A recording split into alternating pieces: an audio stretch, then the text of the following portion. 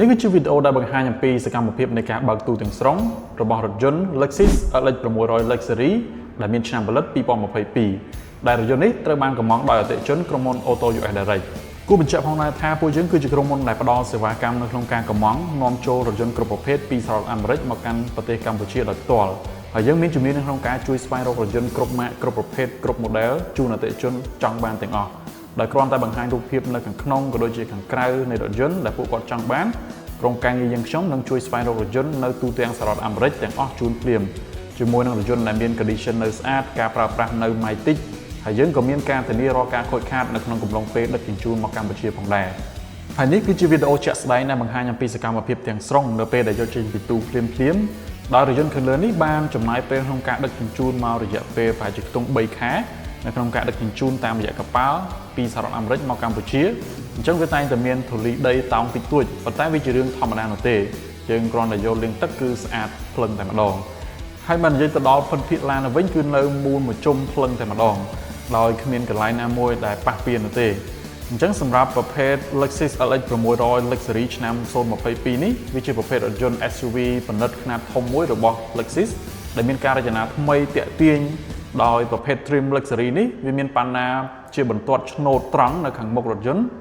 ជាមួយនឹងការបំពាក់មកជាមួយនឹងម៉ាស៊ីនថ្មីតូចតែខ្លាំងដែលជាកំណែអាប់ដេតថ្មីចេញពី Lexus LX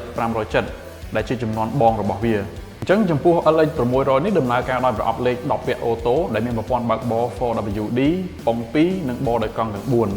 អញ្ចឹងសម្រាប់រថយន្តមួយគ្រឿងនេះមានខាងក្នុងមានកៅអីពណ៌ត្នោតប្រកបទៅដោយភាពធំទូលាយទាំងផ្នែកកាប៊ីននិងផ្នែកខាងមុខក៏ដូចជាជួរកៅអីនៅផ្នែកខាងក្រោយហើយបើនិយាយទៅដល់ជួរកៅអីអ្នករួមដំណើរវិញគឺមិនភ័យរឿងចង្អៀតនោះទេដោយសារតែវាមានភាពធំទូលាយមែនទែននិយាយទៅដល់ប្រព័ន្ធសុវត្ថិភាពក៏ដូចជាបច្ចេកវិទ្យាទំនើបវិញកម្ពុជារថយន្ត SUV ផ្សេងទៀតមានអីក៏រថយន្តមួយគ្រឿងនេះមានដូចគ្នាផងដែរវាត្រូវបានបំពាក់មកជាមួយនឹងម៉ាស៊ីនសាំងចំណុះ 3.0 លីត្រ V6 ជំនួយដោយ Twin Turbo មួយគូ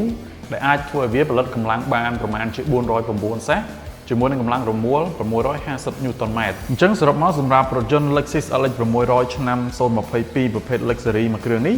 វាជាប្រភេទ SUV ខ្នាតធំមួយដែលមានទាំងបច្ចេកវិទ្យាទំនើបភាពប្រណិតនៅខាងក្នុងប្រព័ន្ធសុវត្ថិភាពខ្ពស់ដែលជំនួយទៅដល់ការបើកបរប្រចាំថ្ងៃអញ្ចឹងបើសិនជាពុកម៉ែបងប្អូនចាប់អារម្មណ៍ចង់ធ្វើការកម្មង់រថយន្តខាងលើនេះ